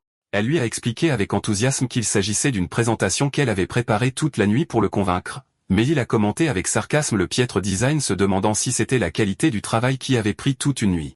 Elle lui a rappelé sa condition précédente selon laquelle il n'avait aucune objection tant qu'il ne ferait que jouer sans interagir avec les spectateurs. Et elle lui a demandé à son tour si la question deviendrait acceptable s'il n'avait pas à prêter attention au chat et qu'il jouait simplement, alors il a nié son accord explicite expliquant qu'il n'avait pas dit que c'était bien, mais qu'il ne faisait que discuter de l'hypothèse. Elle a proposé une idée alternative, qui consiste à utiliser le format d'observation de la réalité. Elle lui a expliqué que ce format ressemble aux émissions de télé-réalité où le personnel s'assoit dans le studio pour regarder des images enregistrées d'autres personnes et les commenter. Et elle a conclu sa présentation en suggérant qu'il se charge de jouer au jeu tandis qu'elle se charge de l'interaction et des commentaires entièrement. Elle a poursuivi ses tentatives pour le convaincre du projet de stream, suggérant d'embaucher un commentateur professionnel s'il sentait que leur présence seule ne suffisait pas et lui a même offert un accord tentant de partager les revenus à 60 pour lui contre 40 pour elle, se demandant si cette offre était assez bonne. Mais il s'en est tenu à son refus catégorique montrant son manque d'intérêt pour la question. Elle s'est rendue compte que son collègue ne comprend pas la valeur des revenus de streaming, alors elle lui a demandé s'il avait vérifié le règlement financier que la streameuse Swal lui avait envoyé ce jour-là pour qu'il se souvienne qu'il avait reçu un courriel le matin, mais ne l'avait pas vérifié en raison de sa sortie précipitée. Il a ouvert son téléphone pour examiner le message reçu de Kang Swal, qui contenait le premier montant de règlement de 6 millions avec une note jointe concernant un message de don intéressant qui était également joint. Neon était stupéfaite par l'ampleur du montant, dénonçant comment il pouvait refuser le streaming malgré l'obtention de 6 millions tandis que son attention se portait entièrement sur le message joint. Il a lu les messages de dons consécutifs d'une personne se faisant appeler spectateur anonyme 62, qui l'a accueilli et lui a posé des questions sur son sentiment de retour à la réalité, lui disant qu'une nouvelle mission spéciale avait été préparée pour lui et qu'il regarderait son stream à partir de maintenant. Woo-Yin s'est immédiatement rendu compte que cette personne sait qu'il est revenu de l'autre côté et que l'utilisation du nombre 62 dans le nom d'utilisateur est une référence explicite à lui en tant que sujet de test 62. L'anxiété et les questions l'ont dominé concernant l'identité de la personne qui connaît son secret et son retour. Il a donc demandé sérieusement à Neon si elle pouvait découvrir les informations du donateur, mais elle lui a expliqué l'impossibilité de cela en raison des lois sur la protection de la vie privée. Elle a ajouté qu'il ne peut pas non plus envoyer de messages directement au donateur et que la seule façon d'interagir avec lui est pendant le live stream, et à ce moment-là, il s'est décidé et a décidé d'accepter de le faire. Il a annoncé sa détermination à Streamer, ce qui a suscité son enthousiasme alors qu'elle lui demandait une confirmation et de ne pas reculer plus tard. Une annonce officielle a été faite au public du jeu indiquant que le seigneur du piratage apparaîtra dans un stream personnel intitulé Tourisme de piratage avec la participation du commentateur Chaseong Cheol et Jom Neon. Et le vendredi soir doré, tout le monde s'est préparé à passer un bon moment alors que des joueurs enthousiastes se sont rassemblés devant leurs écrans avec un seul cœur. La communauté du jeu s'est enflammée d'anticipation et de questions sur le commentateur et son identité tandis que le compte à rebours pour les 5 dernières minutes avant le début du stream commençait.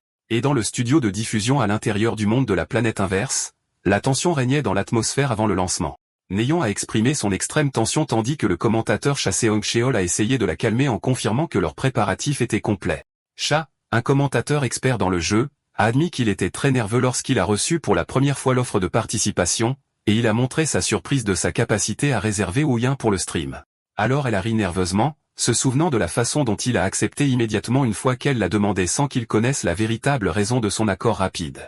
Le live stream a été lancé annonçant le début de l'émission, et Neon a ouvert l'épisode en accueillant le public suivi de Cha se présentant.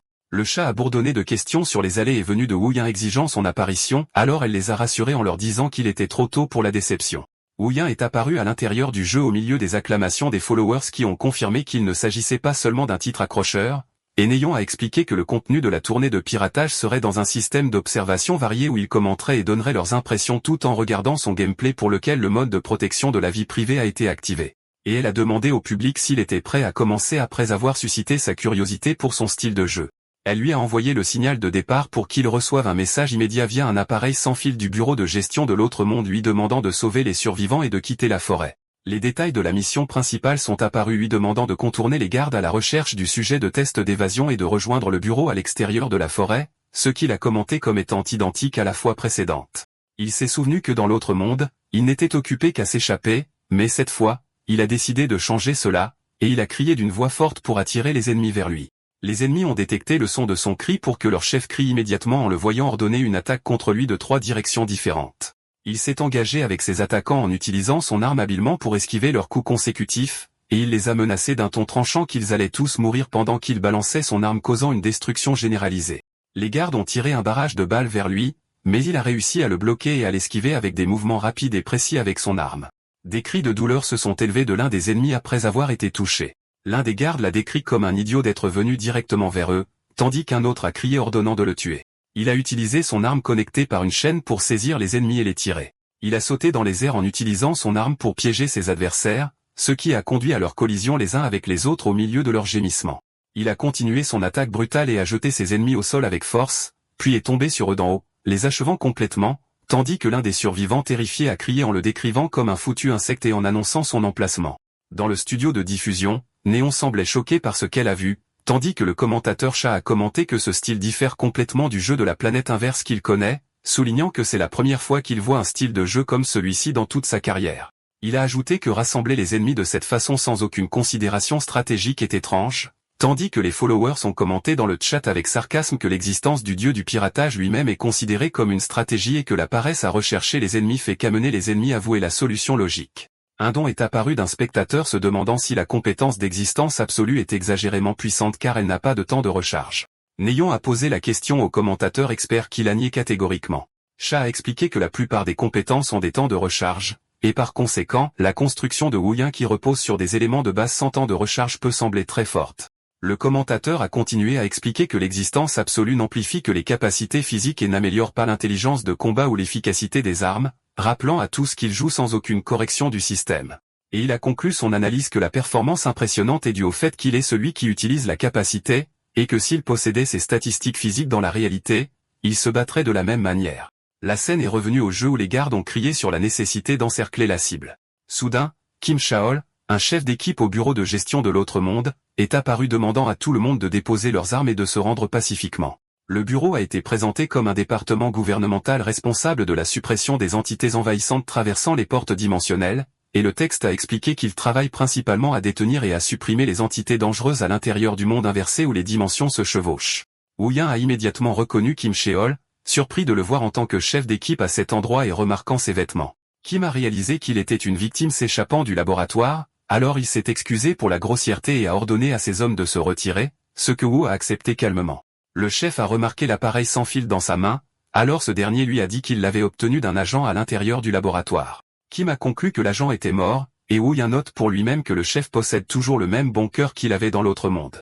Kim lui a demandé de rester au bureau de gestion jusqu'à ce que son identité soit confirmée pour éviter les cas d'usurpation d'identité par les affiliés du laboratoire. Alors il a accepté, et le chef l'a remercié en promettant de le guider. Le jeu a annoncé l'achèvement de la mission principale en rejoignant le bureau de gestion, et il a obtenu un nouveau niveau et un point de force, et le bâtiment du siège du bureau est apparu. Il s'est assis dans une pièce ressemblant à une salle de consultation à l'intérieur du siège, incrédule qu'il ait fini ici. Il se souvenait de ses souvenirs après s'être échappé du labo dans l'autre monde, où il acceptait des requêtes de société pour récolter des fonds pour se venger, y compris des assassinats et des kidnappings. Mais il a souligné que l'essentiel de son travail consistait en des opérations de suppression à l'intérieur du monde inversé. Il se souvenait de ses souvenirs de l'autre monde où les entreprises balayaient le monde inversé imprudemment à la recherche de butin. Et quand elles ont trouvé ce butin inutile, elles lui ont refilé la mission de nettoyage, ce qui a inévitablement conduit à son implication avec le bureau de gestion de l'autre monde. Il a expliqué que sa relation avec le bureau était compliquée car il coopérait parfois dans des opérations de suppression, mais à bien d'autres moments, ils s'affrontaient et pointaient leurs armes l'un sur l'autre avant qu'une voix ne le salue par son nom, coupant le fil de ses pensées. La conférencière s'est présentée comme Liu Jin, un agent de la première équipe du bureau de gestion de l'autre monde, tandis que les abonnés dans le chat interagissaient avec enthousiasme avec son apparence, louant sa beauté qui se classe parmi les meilleurs du jeu. Elle l'a accueilli avec des phrases polies, notant qu'il a traversé beaucoup d'épreuves pour arriver ici, ce à quoi il a répondu en la reconnaissant immédiatement. Elle lui a offert 2 choix pour son avenir. La première est de vivre comme un civil sous la protection du bureau avec une interdiction stricte d'utiliser ses pouvoirs, et la seconde est de rejoindre pour devenir un agent au bureau de gestion de l'autre monde. Et elle lui a expliqué que s'il choisit la deuxième option, il ne travaillera pas immédiatement comme un agent pleinement autorisé, mais suivra une formation appropriée et ne sera déployé sur le terrain que lorsqu'ils jugeront qu'il est prêt pour cela. Il a pensé à l'étrange ironie où il tuait des agents du bureau dans l'autre monde, et maintenant il est devenu un collègue potentiel pour eux. Elle lui a demandé sa décision finale, alors il a commencé à répondre, mais la diffusion s'est coupée soudainement, déclenchant le ressentiment des abonnés qui ont exigé de ne pas s'arrêter ici. Au fond de lui, il réalisa que choisir une vie civile signifierait retourner travailler comme mercenaire pour des entreprises comme c'était le cas là-bas, un chemin qu'il ne souhaite pas répéter. De plus, sa curiosité concernant les affaires internes du bureau était un motif supplémentaire. Il a annoncé sa décision de rejoindre en tant qu'agent, alors Liu Jin a salué sa décision considérant qu'il leur serait d'une grande aide. Elle lui a révélé que les entreprises recrutent récemment des éveillés en continu, ce qui provoque une pénurie de personnel au bureau. Elle lui a chuchoté en lui conseillant que beaucoup regrettent d'avoir signé avec des entreprises, confirmant qu'elle ne dit pas cela juste parce qu'elle est une agente du bureau. Elle a expliqué que les entreprises sont encore à leur début dans la formation des éveillés et manquent d'expérience et ne prennent souvent pas la responsabilité des accidents survenant pendant la formation, tandis que le bureau est considéré comme une organisation de longue date. Elle explique la différence entre l'expérience du bureau et les structures d'entreprise. Elle a ajouté que les salaires des entreprises pourraient être meilleurs, mais travailler avec elles est plus dangereux. Wooyin sait que de nombreux éveillés ont perdu la vie en exécutant des contrats d'entreprise dans l'autre monde, et il se souvient avec amertume que certaines entreprises ne lui ont pas payé ses cotisations à l'origine, ce qui l'a forcé à utiliser des méthodes extrêmes pour les forcer à payer. Il a noté que ces incidents sont ce qui a révélé son identité en tant que semi-éveillé au bureau et l'a mis sous surveillance pendant une période, se demandant s'il avait rencontré le manager Kim à ce moment-là. Jin a commencé les procédures d'enregistrement de son dossier en tant qu'éveillé dans le système et lui a remis son téléphone de travail. Il lui a posé des questions sur la prochaine étape, alors elle a réitéré la période de formation probatoire et l'évaluation avant la promotion et l'affectation à une équipe. Elle a exprimé son espoir qu'il rejoigne son équipe, l'équipe 1, si possible, ce qu'il souhaitait sincèrement. Il sentait qu'il lui devait encore des remerciements pour avoir mené le raid du laboratoire dans l'autre monde, lui et ses collègues ont réussi à survivre malgré les affrontements qui se sont produits entre eux plus tard, alors il a décidé de dédier cela à elle et aux victimes. Alors qu'ils échangeaient une conversation amicale sur l'attente de travailler ensemble, les abonnés du flux ont remarqué quelque chose d'étrange et se sont demandé comment les PNJ pouvaient parler aussi naturellement. Les commentateurs ont souligné que les PNJ ne communiquent généralement pas de cette manière correcte et élaborée. Cha et Néon se demandaient quelles étaient les options disponibles, alors qu'elle était choquée parce que le personnage de Liu Jin qu'elle avait rencontré était complètement différent de ce qu'elle voit maintenant. Cha réalisa la vérité choquante. C'est une technologie d'IA entièrement réactive. Ce type d'IA a été défini comme étant capable de répondre complètement à toute situation ou demande et de communiquer librement, contrairement aux PNJ traditionnels. Il a souligné que cette technologie consomme des ressources massives et était considérée comme impossible à appliquer dans les jeux en ligne, se demandant s'ils avaient résolu le problème des ressources. Cha était en désaccord avec l'opinion de Néon, croyant qu'il s'agissait d'un œuf de Pâques caché et qu'autrement il n'aurait pas été caché comme ça, suggérant l'existence de conditions pour l'activer. Il a supposé que la condition minimale est de commencer avec un ratio d'amélioration nul dès le début, ce qui est la principale différence entre un joueur normal et un joueur qui paie pour gagner. Néon a conclu le flux confirmant que les forums exploseraient avec des discussions, et Cha a exprimé son enthousiasme et son anticipation extrême pour l'annonce officielle de l'entreprise au point qu'il ne pourrait pas dormir. Dans la salle de diffusion, Néon a souligné qu'une personne profondément intéressée par l'histoire du jeu trouverait certainement la situation intéressante, faisant allusion à la possibilité d'inviter un grand invité à l'avenir. Puis elle s'est adressée au commentateur Cha annonçant avec regret que la progression de l'histoire convenue pour aujourd'hui se termine ici, invitant le public à anticiper le prochain flux pour la terminer et annonçant la transition maintenant vers le contenu PVP au milieu des objections du public. Wu Yin est apparu dans la salle de préparation au combat tout en remarquant que le spectateur anonyme 62 n'était pas encore apparu. Plus tôt, il a demandé à Néon de l'informer immédiatement si ce spectateur envoyait un don ou un commentaire confirmant qu'il ne se souciait pas autant de la situation actuelle que de cela. Alors elle a accepté, et il a décidé de terminer le flux étant donné qu'il n'y avait aucun contact de sa part. Il a envoyé un message indiquant qu'il était prêt, alors elle a annoncé la poursuite avec le segment PVP. Cha a noté que c'est la première fois que le joueur pirate subit un match officiel, où le départ se fera à partir de la ligue normale. Le système de classement dans Inverse Planète composé de 8 rangs a été examiné, où il faut gagner 10 matchs dans la ligue normale pour atteindre le rang de bronze. Cha a expliqué que les joueurs professionnels ont besoin en moyenne de 30 minutes pour y parvenir, tandis que les joueurs normaux mettent 2 heures, ce qui frustre les abonnés quant à leur niveau de jeu. Soudain, un nouveau message de mission est apparu demandant à Wu Yin d'atteindre le rang de bronze en 30 minutes en échange d'une récompense financière de 500 000 wons, suscitant l'étonnement de Néon. Néon a envoyé un message à sa collègue décrivant la mission comme incroyable et se demandant s'il pouvait gagner 10 matchs en une demi-heure, tandis que les abonnés se demandaient si accepter le défi était de la confiance ou de l'arrogance, exigeant de la hâte. L'excitation a augmenté dans le studio, et elle a invité tout le monde à regarder jusqu'à la fin, tandis que le narrateur a souligné qu'il ne savait pas encore ce qui les attendait. Le système de jumelage a réussi à trouver un match solo normal dans le quartier résidentiel de la zone 6, et le premier tour commencera dans les 10 secondes. Cha a exprimé sa surprise lorsqu'il l'a vu utiliser une arme qu'il n'avait jamais vue auparavant, et il a analysé la situation se demandant s'il s'agissait d'une construction à courte portée, notant la possibilité d'un contrôle total s'il maintenait la distance. Le premier tour a commencé, et Cha s'est demandé si l'adversaire avait sous-estimé Wu Yin tandis que l'adversaire a commencé à activer la compétence d'explosion de glace. Des traits de choc et de terreur sont apparus sur le visage de l'adversaire, et le premier tour s'est terminé rapidement avec Wu Yin gagnant 1-0. Le tour suivant a commencé immédiatement, mais l'adversaire s'est rendu dès qu'il l'a vu le décrivant comme un autre contre Smurf, alors il a gagné le match. Dans le deuxième match, Wu Yin a utilisé son étrange arme tandis que l'adversaire a crié de choc lorsqu'il a constaté qu'il avait bloqué sa lance d'ombre. Le visage de l'adversaire est apparu criant de douleur, et le deuxième match s'est terminé avec sa victoire sur le joueur Melon Bread avec un score de 2-0. Le troisième match a été lancé contre un joueur portant un uniforme de taekwondo et s'est terminé rapidement avec la mort de l'adversaire, le cochon d'Inde mangeur de foin, et sa victoire 2-0. La série de victoires s'est poursuivie alors que le record a montré sa victoire dans les 4e, 5e, 6e et 7e matchs avec de légères différences de temps et des résultats écrasantes. Cha a été choqué parce qu'il a fallu très peu de temps à Wu Yin car il a remporté 10 victoires consécutives en seulement 20 minutes et a été promu au rang de bronze. Néon a exprimé sa fascination extrême tandis que les abonnés ont ressenti la vaste différence de niveau, décrivant la performance comme folle et battant les records professionnels. Cha a souligné que le temps record est incroyable, mais la chose la plus importante et la plus impressionnante est le record du match lui-même. Cha a expliqué que la performance fluctue généralement si le match est défavorable ou dangereux, notant la difficulté de faire face à une construction de feu spécifiquement.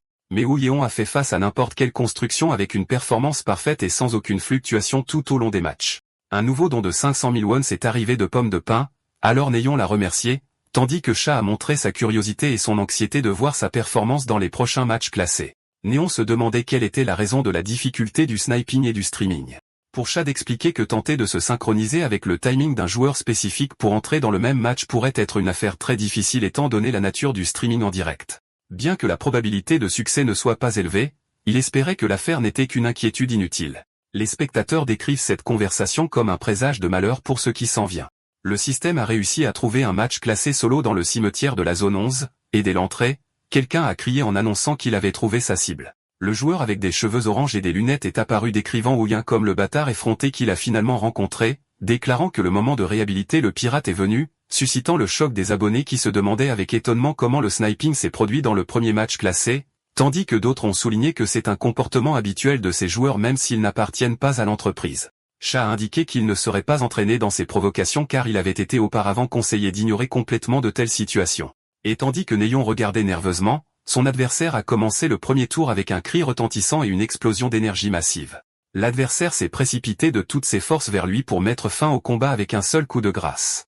L'adversaire a volé dans les airs en criant des malédictions, tandis que les commentaires se moquaient de son incapacité à porter un coup malgré ses promesses précédentes. Se demandant sarcastiquement à qui on apprend une leçon maintenant après que leurs attentes de regarder un match fort aient échoué. Ouyin a dirigé son attaque d'épée balayante, faisant recalculer les abonnés qui faisaient confiance à l'adversaire, et il a exprimé son regret d'avoir perdu son temps à regarder cette performance décevante. Le premier tour s'est terminé avec sa victoire 1-0 sur le joueur inconnu, qu'il a traité de monstre tout en saignant. Le système a annoncé le début du deuxième tour immédiatement dans les 10 secondes dans la même arène de cimetière. L'adversaire a ressenti de l'embarras et du désespoir de perdre à nouveau, alors il a décidé de recourir à cette astuce en dernier recours pour éviter la perte. Le deuxième tour a commencé au milieu d'une atmosphère chargée où Ouyin a remarqué quelque chose d'étrange chez son adversaire qui était entouré d'une aura d'énergie. Il sentit que l'atmosphère entourant la bataille avait changé de manière notable. Il évalua la situation, remarquant que l'aura de l'adversaire était devenue plus tranchante et plus lourde qu'avant, et analysa ses mouvements qui devinrent très efficaces et lui rappelaient le style d'Avel. L'adversaire rit follement en annonçant que Ouyin l'avait enfin compris, affirmant qu'il avait été indulgent avec lui au premier tour exprès. Il se souvint alors que c'était ce que signifiait pour l'adversaire être un hacker ou un provocateur, retrouvant sa mémoire de la situation, et invoqua dans son esprit le conseil de Neon qui lui demanda de les écraser complètement et d'écraser leur ego. L'adversaire remarqua que l'atmosphère changeait soudainement autour de lui, mais se rassura car il possédait un avantage écrasant qui ne demandait aucune crainte. L'adversaire cria avec colère en lui demandant de ne pas faire semblant d'être cool alors que ce dernier parait son attaque froidement. Il lança une violente contre-attaque, faisant hurler de douleur l'adversaire et le traitant de bâtard. Des cris de douleur s'élevèrent de l'adversaire alors qu'il recevait des coups. L'adversaire maudit sa malchance en tombant au sol. Tout le monde se demandait avec étonnement ce qui se passait tandis que Néon confirmait la véracité de ce qu'il voyait.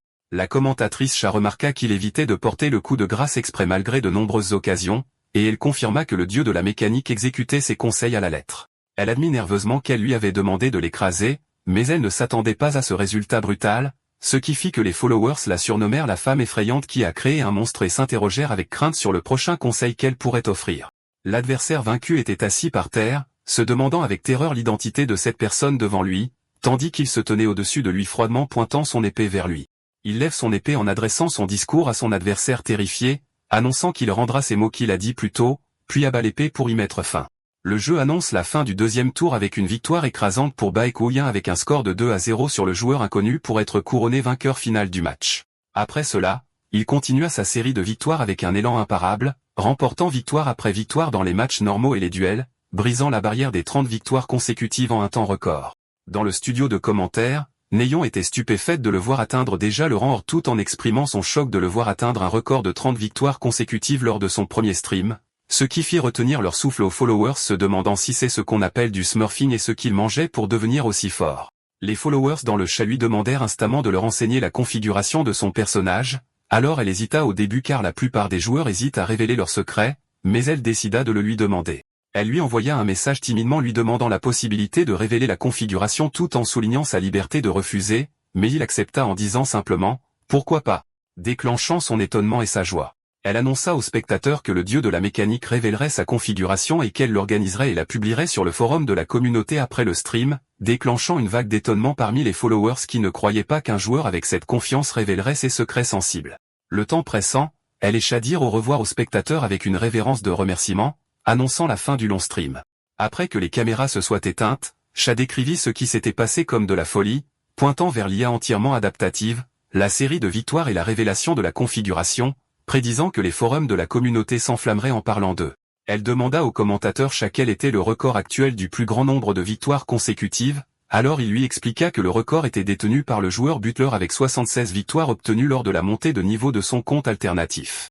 Elle souhaita que Woo-Yoon puisse battre ce record confirmant sa confiance qu'il en est capable.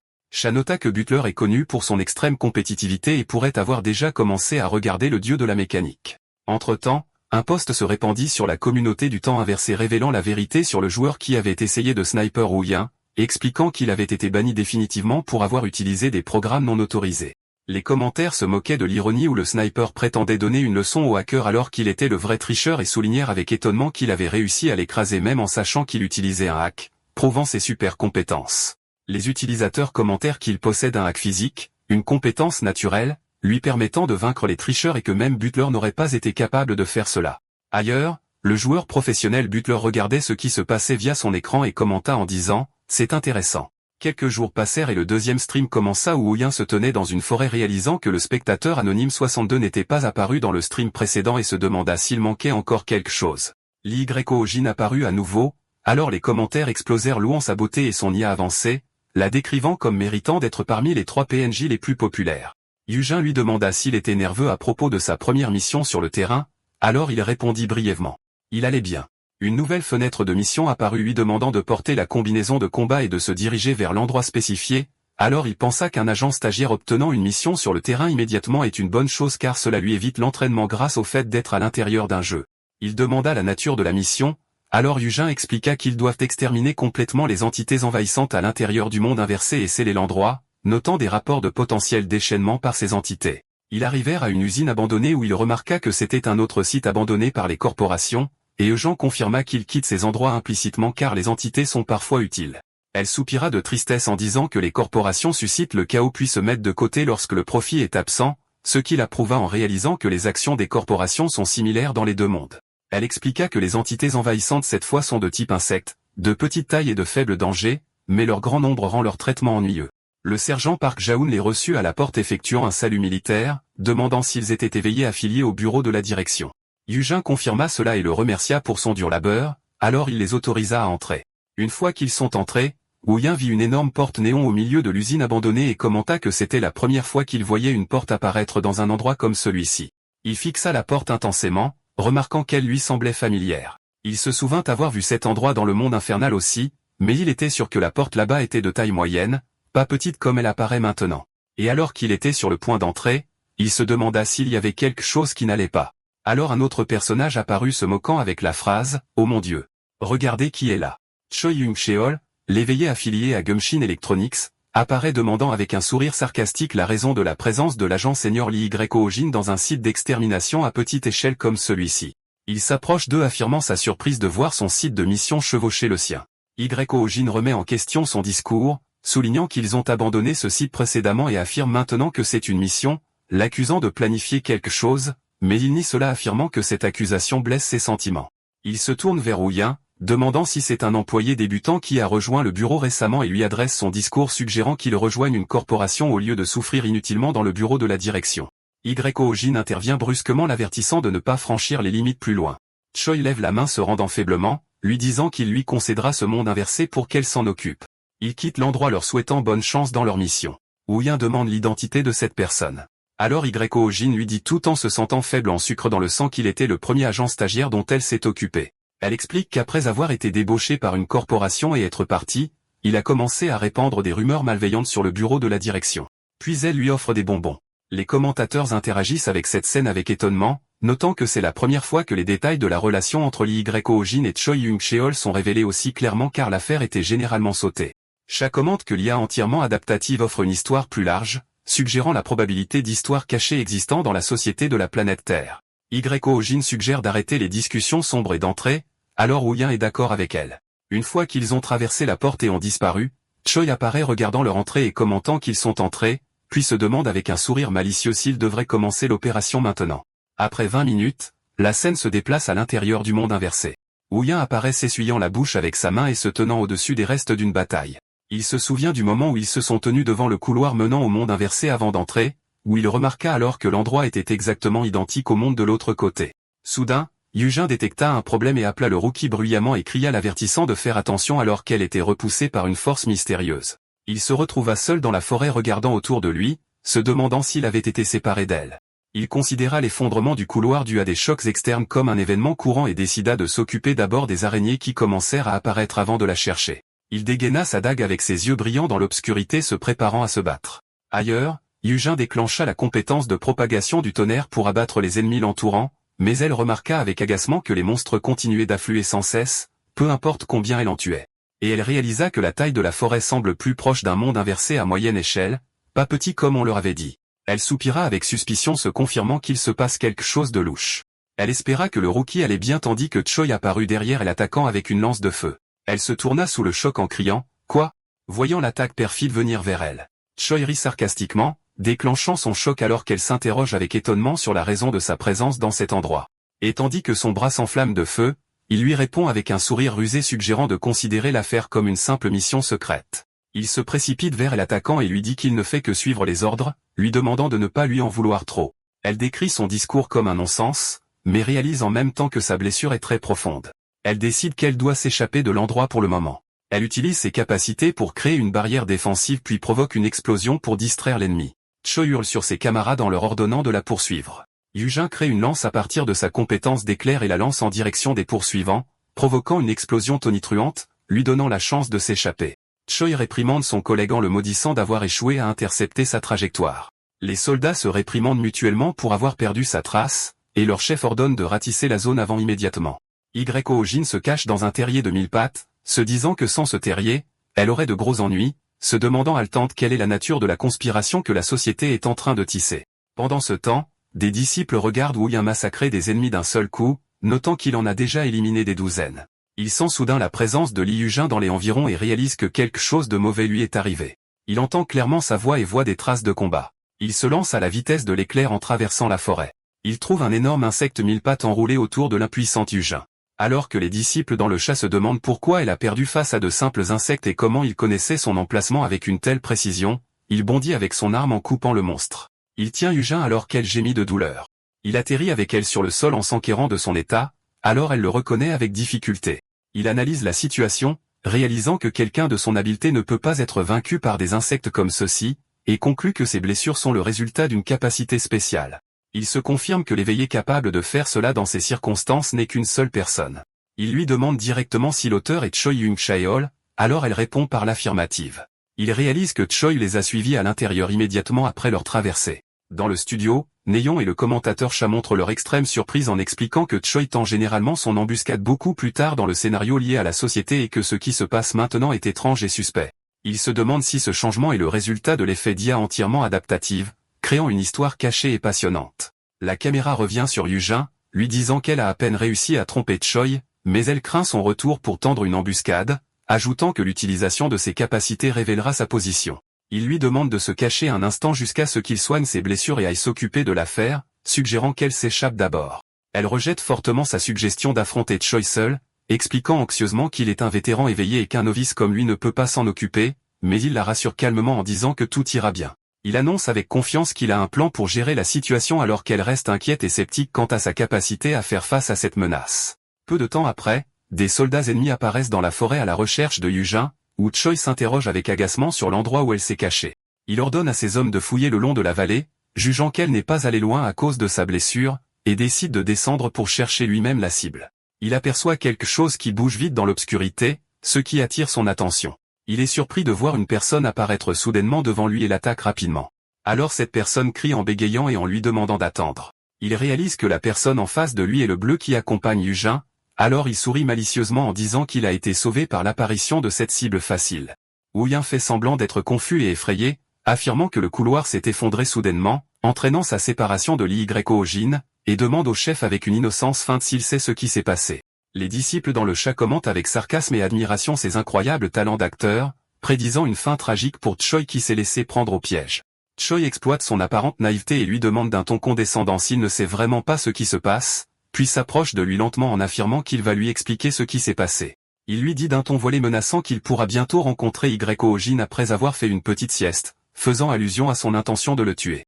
Et alors qu'il s'approche pour porter son coup perfide, Wu Yan, qui attendait ce moment précis pour exécuter son plan, se prépare et dirige une contre-attaque contre lui lorsque Choi s'approche de lui. D'accord, c'est la fin de l'histoire. Merci d'avoir regardé. À la prochaine.